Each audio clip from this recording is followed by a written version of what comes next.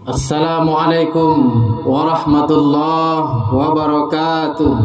Allahu Akbar, Allahu Akbar, Allahu Akbar, walillahil hamd.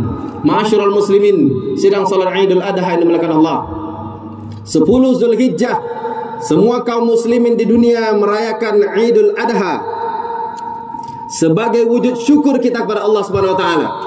Walaupun hakikatnya Allah tak perlu dengan syukur kita, karena hakikatnya syukur yang kita lakukan kembali kepada diri kita pribadi.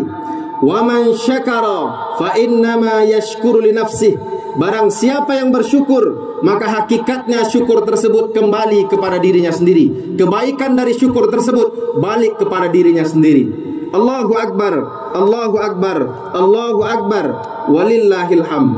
Momen salat Idul Adha ini mengingatkan kita kembali kepada sejarah hidup Nabi Ibrahim alaihissalam, salah satu Nabi ulul azmi, Nabi yang diutus oleh Allah Subhanahu wa taala ke muka dunia ini. Ada banyak hikmah yang dapat kita ambil dalam perjalanan hidup baginda Ibrahim alaihissalam. Yang pertama, ketaatan kepada Allah Subhanahu wa taala. Nabi Ibrahim alaihissalam sangat sayang istrinya. Nabi Ibrahim alaihissalam sangat cinta kepada anaknya.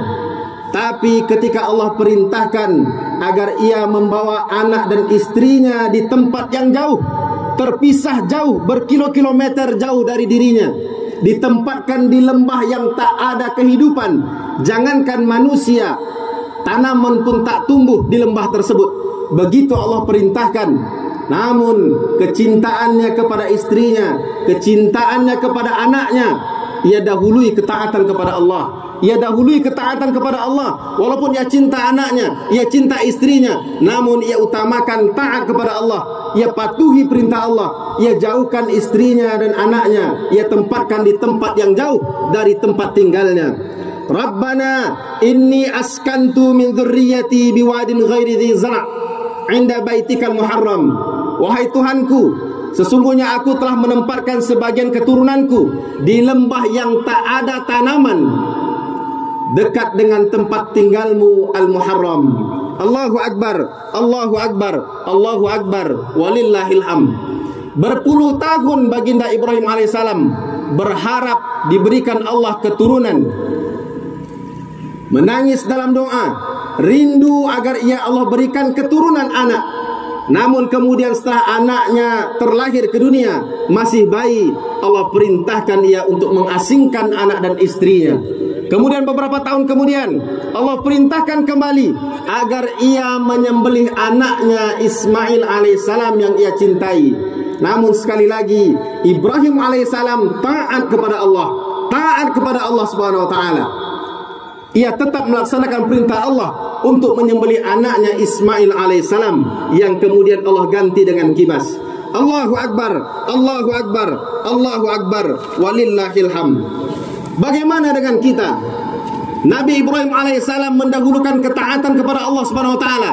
Bagaimana dengan kita hari ini? Berapa banyak seorang ayah yang memiliki jabatan di dunia, karena cinta kepada anak istrinya, ia ingkar terhadap taat kepada Allah, ia langgar ketaatan kepada Allah, ia lakukan kecurangan-kecurangan dalam kehidupannya, ia lakukan kecurangan-kecurangan dalam pekerjaannya, korupsi hanya untuk membahagiakan anak istrinya. Bagaimana pula dengan perintah-perintah Allah lainnya? Jika kita dipanggil oleh atasan, cepat langkah kaki kita menghadap atasan. Namun jika kita dipanggil untuk ibadah salat, apakah kita memprioritaskan ketaatan kepada Allah lebih utama daripada hal yang lain? Atau selama ini kita masih menduakan prioritas ketaatan kepada Allah, kita tidak memprioritaskan ketaatan kepada Allah? Allah panggil kita untuk melaksanakan ibadah salat, enggan hati kita melangkah, enggan kita melaksanakan tepat pada waktunya, tak mau kita solat di awal waktu, tak pula mau kita melaksanakan solat secara berjamaah, tidak mendahulukan ketaatan kepada Allah secara utama, tidak menjadikan ketaatan kepada Allah menjadi prioritas utama. Padahal hidup di dunia singkat, ada masanya ajal akan datang. kelak di akhirat kita berharap masuk surganya Allah Subhanahu wa taala, maka taatlah kepada Allah. Dahulukan, prioritaskan ketaatan kita kepada Allah dari hal-hal yang lain, karena kelak kita berharap rahmat Allah untuk masuk ke dalam surganya insyaallah. Allahu akbar, Allahu akbar, Allahu akbar, walillahil hamd. Kemudian hikmah yang kedua yang dapat kita ambil dari perjalanan hidup Nabi Ibrahim alaihissalam, yakni hubungan orang tua dan anak. Peristiwa kurban mengingatkan kita akan kepatuhan Ismail alaihissalam kepada ayahnya. Ketika ayahnya berkata kepada Ismail alaihissalam bahwa ayahnya akan menyembelihnya, sebagaimana yang diceritakan dalam Quran, "Ya bunayya, inni ara fil manam anni azbahuk, fanzur madza tara." Wahai anakku, sesungguhnya aku melihat dalam mimpi bahwa aku menyembelihmu. Bagaimana pendapatmu? Apa jawaban Ismail alaihissalam ketika ia akan disembelih oleh ayahnya? Ismail menjawab, "Qala ya abati fa'al ma tu'mar, satajiduni insyaallah minas sabirin." Wahai ayahku, lakukanlah apa yang diperintahkan kepadamu. Engkau akan mendapatiku insyaallah termasuk orang-orang yang sabar. Begitu patuhnya Ismail alaihissalam sampai nyawanya pun diminta.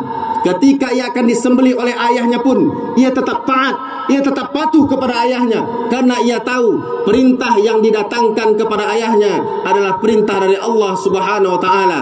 Begitu Ibrahim mendidik anaknya menjadi anak yang saleh, sebagaimana doanya, "Rabbi habli minas salihin." Ya Allah, anugerahilah aku keturunan yang saleh. Allahu akbar, Allahu akbar, Allahu akbar, walillahil hamd. Ma'asyiral muslimin, sedang salat Idul Adha yang dimuliakan Allah, maka kita semua didiklah anak cucu cicit keturunan kita menjadi anak yang saleh salehah. Anak adalah amanah. Dengan anak kita bisa masuk dalam surganya Allah. Pahala dari doa anak yang soleh mengalir terus untuk kita. Rasul sabdakan dalam hadisnya bahwa 3 amalan yang takkan pernah putus pahalanya sampai datang hari kebangkitan. Yang pertama, sedekah jariah. Yang kedua, ilmu yang bermanfaat. Yang ketiga, doa anak yang saleh. Maka didik anak kita, didik agamanya, utamakan agamanya. Jangan pernah menelantarkan didikan agama kepada anak kita. Ayahnya rajin beribadah, ibunya rajin ikut pengajian, namun anaknya tak pernah ia perhatikan. Anaknya solat atau tidak, tak pernah ia hiraukan. Anaknya pandai mengaji atau tidak, tak pernah ia pedulikan. Anaknya pandai dalam ilmu agama atau tidak, tak pernah ia hiraukan. Maka kelak di hadapan Allah Subhanahu wa taala, anak yang berdosa karena kurangnya ilmu agama akan dilemparkan ke dalam neraka. Anak akan menuntut orang tuanya di hadapan Allah Subhanahu wa taala. Ya Allah, Engkau akan lemparkan saya ke neraka karena banyak dosa saya, ya Allah. Karena ayah saya lupa dengan mendidik agama saya, ya Allah. Ayah saya tak pernah mengajarkan saya salat, ya Allah. Ayah saya tak pernah memperhatikan saya mengaji atau tidak, ya Allah. Ayah saya tak pernah mensekolahkan agama saya yang baik, ya Allah. Maka kelak ayah yang baik tersebut akan ditarik oleh anaknya masuk bersama ke dalam nerakanya Allah. Na'udzubillah. Allahu akbar, Allahu akbar, Allahu akbar. Inna min azwajikum wa auladikum aduwwan lakum fahdharuhum, kata Allah. Sesungguhnya pasangan hidupmu dan anak-anakmu ada kelak yang akan jadi musuh bagimu. Walaupun seorang ayah cinta terhadap anak istrinya, cinta terhadap anak istrinya ketika di dunia, tapi lupa dengan didikan agama, tak mau amanah, tak menjaga amanah anak yang dititipkan Allah kepadanya, maka kelak anak istri yang ia cintai ketika hidup di dunia akan menjadi musuh baginya di hadapan Allah Subhanahu wa taala. Allahu akbar, Allahu akbar, Allahu akbar, walillahil hamd. Kaum muslimin sedang salat Idul Adha yang dimuliakan Allah. Kemudian yang ketiga, hikmah yang dapat kita ambil dari perjalanan hidup Nabi Ibrahim alaihissalam, yakni keseimbangan antara usaha dan tawakal. Di lembah yang tandus, tak ada air. Ismail alaihissalam masih bayi dan ibunya Siti Hajar dalam keadaan haus. Tapi Allah Subhanahu wa taala tak langsung menurunkan air untuk mereka. Allah Subhanahu wa taala tak langsung memberikan mata air untuk ia minum, untuk mereka minum. Siti Hajar bukan pula wanita yang lemah.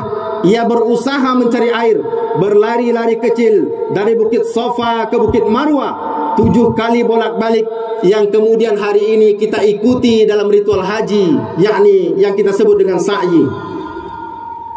Siti Hajar tidak wanita yang lemah. Dia tidak menyebut nama suaminya Ibrahim alaihissalam.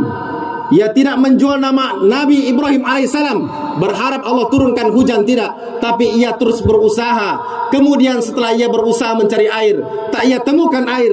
Baru kemudian Allah munculkan air di bawah mata kaki bayi Ismail alaihissalam, yang kemudian hari ini menjadi sumur Zam-Zam. Allah Subhanahu wa taala menginginkan kita umat Islam agar berusaha terlebih dahulu, baru kemudian kita serahkan hasilnya kepada Allah Subhanahu wa taala. Jangan menjadi muslim yang lemah, jangan menjadi muslim yang bersandar dengan nama besar ayahnya, jangan menjadi muslim yang bersandar dengan nama besar keluarganya. Berusahalah karena Allah meminta kita untuk berusaha. Kemudian serahkan hasilnya kepada Allah Subhanahu wa taala. Bertawakal kepada Allah setelah kita berusaha semampu mungkin, bukan bermalas-malasan, berharap bantuan orang lain, berharap nama besar ayah kita, berharap nama besar keluarga untuk kehidupan kita. Allahu Akbar, Allahu Akbar, Allahu Akbar, walillahil hamd. Kaum muslimin sidang salat Idul Adha yang dimuliakan Allah. Kemudian hikmah selanjutnya, yakni berkurban di jalan Allah. Allah Subhanahu wa taala tak melarang umat Islam untuk mencari harta sebanyak-banyaknya. Silakan cari harta sebanyak-banyaknya. Namun ingat, kelak di hadapan Allah Subhanahu wa taala, di dalam sidangnya Allah, tak beranjak kaki kita sebelum ditanyakan beberapa perkara di hadapan Allah Subhanahu wa taala. Akan ditanya umur kita untuk apa kita gunakan, anggota badan kita untuk apa kita gunakan, ilmu yang kita miliki selama hidup di dunia sudahkah kita amalkan. Kemudian pertanyaan yang terakhir, harta yang kita miliki ketika hidup di dunia kita dapatkan dari mana, kemudian kita gunakan kemana. Jika kita dapatkan dari jalan diizinkan oleh agama, kita dapatkan dari jalan yang baik, kita dapatkan dari pekerjaan yang halal, harta akan datang membawa syafaat bagi para pemiliknya. Kemudian akan ditanya pula, harta yang kau miliki selama hidup di dunia engkau gunakan kemana. Hari ini kita lihat banyak manusia yang mampu menabung uang untuk membeli rumah, mampu menabung uang untuk membeli kendaraan, mampu mengumpulkan uang untuk membeli handphone dan alat-alat lain yang ia inginkan, tapi sangat sulit menabung uang untuk berkurban setiap tahun untuk Allah Subhanahu wa taala. Allahu Akbar, Allahu Akbar, Allahu Akbar, walillahil hamd. Padahal yang kita bawa mati kelak bukan harta yang hari ini kita hambur-hamburkan, bukan harta yang kita gunakan untuk foya-foya, bukan harta yang kita gunakan untuk makan, bukan harta yang kita gunakan untuk jalan-jalan, tapi yang kelak akan membawa syafaat bagi kita di hadapan Allah adalah harta yang dulu ketika hidup banyak kita gunakan di jalan Allah Subhanahu wa taala. Orang-orang yang suka mengumpulkan harta tidak pernah mengeluarkan hak fakir miskin di dalamnya, tidak pernah mengeluarkan zakatnya, tak pernah pula mau berkurban di jalan Allah setiap tahunnya, maka kelak harta yang ia kumpulkan akan dipanaskan oleh Allah, akan dilelehkan emas, perak dan hartanya, kemudian akan disetrikakan ke atas punggung dan lambungnya. Begitu hukuman bagi orang-orang yang suka mengumpulkan harta tidak ia gunakan di jalan Allah Subhanahu wa taala.